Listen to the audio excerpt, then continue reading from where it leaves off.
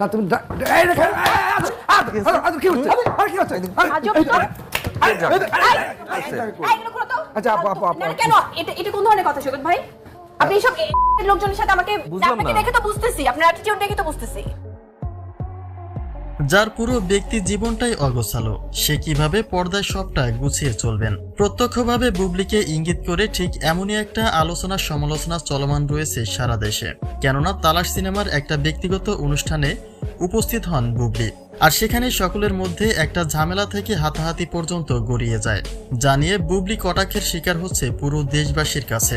মন্তব্য রয়েছে বুবলির জন্য এমন অশিক্ষিত শিল্পীগুলোই পারফেক্ট, কিন্তু পরবর্তীতে জানা যায় পুরো অনুষ্ঠানটির ঘটনার পেছনে লুকিয়ে আছে এক অজানা সত্য।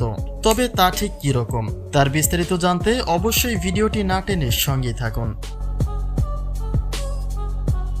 2016 সালে অভিষেক হয় শবনম বুবলির, আর প্রথম সিনেমা থেকে শাকিবের পাশে জায়গা পান তিনি। পরপর 10টি সিনেমা করলেও ব্যক্তি জীবনের পাশাপাশি পর্দা থেকেও শাকিবকে হারান তিনি। আর বর্তমান সময়ে ঢালিউড ইন্ডাস্ট্রির একমাত্র হিসেবের নায়ক মনে করা হয় সুপারস্টার শাকিব খানকে, আর সে শাকিবের থেকে ছিন্ন হয়েছেন বুবলি, যে কারণে বুবলির আগামীর পথ চলা এখন সম্পূর্ণই ধোঁয়াশার মতো, অর্থাৎ যে কোনো সময় ভেঙে পড়তে পারেন বুবলি।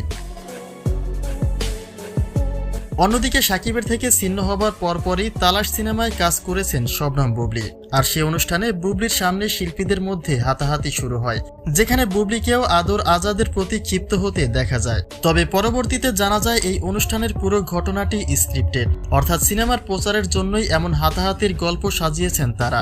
আর এই বিষয়গুলি নিয়ে আবারও নতুন করে সমালোচনার মুখোমুখি হয়েছেন বুবলি।